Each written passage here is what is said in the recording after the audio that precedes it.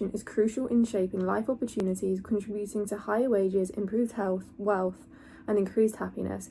It provides individuals with knowledge and skills such as problem solving, innovation, and narrows the gap between inequality. According to the Institute of Fiscal Studies, less than 5% of students in the lowest income families earn at least one A or A-star grade at GCSE.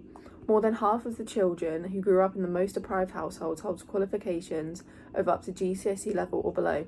Only 57% of children eligible for free school meals are assessed as having a good level of development in meeting early learning goals. These inequalities have persisted through primary school, into secondary school and beyond. For instance, to contrast, almost half of those from the wealthiest families have graduated university. In this video, I will be interviewing family members who grew up from a working class background, asking them questions on their views on higher education and what factors led to their decision making when it came to attending university.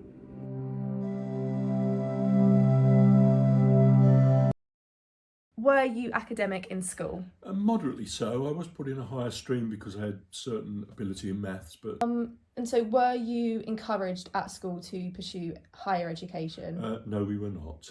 It was leave school and get a job. My parents didn't go to university. They both left school at 14, which was the age in the day that you left school, so they didn't go to university. And would you say that influenced you on... Oh, absolutely. Yeah, absolutely. Because it was in the family to just leave school and get a job. University wasn't a thought.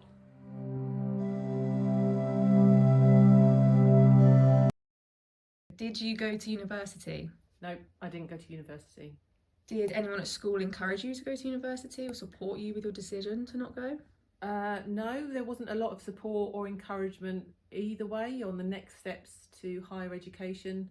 I wasn't academic, so therefore I think it was just to get through the GCSEs and that was that. What made you feel that you weren't academic? I struggled. I struggled with English, maths. I didn't understand the lessons and yeah. Me again? Would you say that your upbringing shaped your perception on the value of higher education? So I don't think it's it never applies. seen as obtainable. Yeah, for me, but then I don't think that was a class in society. Or maybe it was. Maybe if I was in like a different... If you'd gone to private school, if you'd had tutors, yes, maybe. Yeah, then that would always be that would always be the path for school, wouldn't it? Whereas, yeah, I suppose it does affect you, doesn't it? Because, yeah.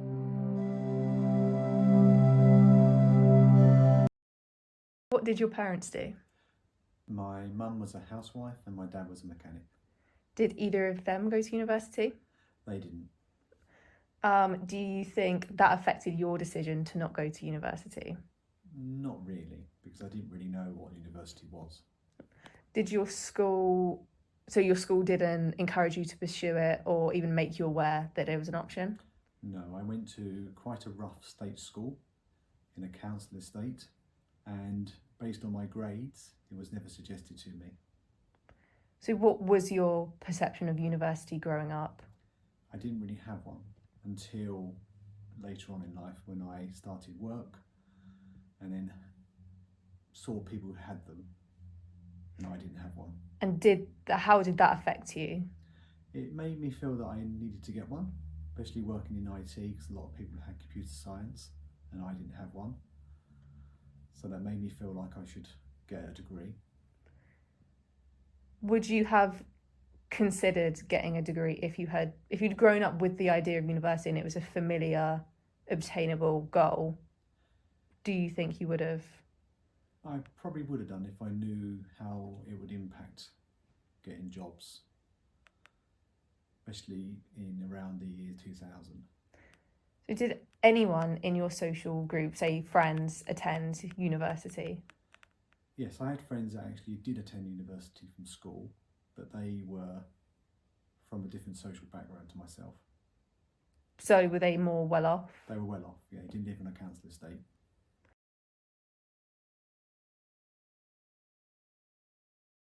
I think any education at any age is certainly worth having, and I don't think you should be paying a fortune for it as you do at university and being saddled with debt for years and years. So any step in the direction of reducing the cost would be welcome, and I think that's what the government could do.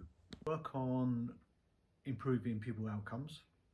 They should look to reduce class sizes and invest more in one-to-one tuition. They need to get SEND under control and identify the pupils who do need help more. And they should also look to even the level between private schools and state schools. Need to look at their system and realise that one system is not okay for however many thousands of hundreds of children go through the system. The results of the interviews were fascinating to reflect on. It was seen by those who did not attend university that it was something that was unobtainable and something not worth trying for or considering. It was also interesting to compare myself with someone who was able to go to a sixth form and who received the support needed to enrol at university. I was familiarised with the grading system and how to write university-styled essays. The overall consensus was that tuition fees must be reduced to accommodate everyone and that schools should support the idea that everyone can attend university from an early age.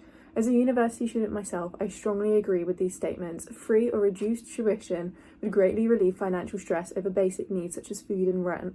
It would also allow students from all backgrounds to work towards obtaining a degree if they choose to.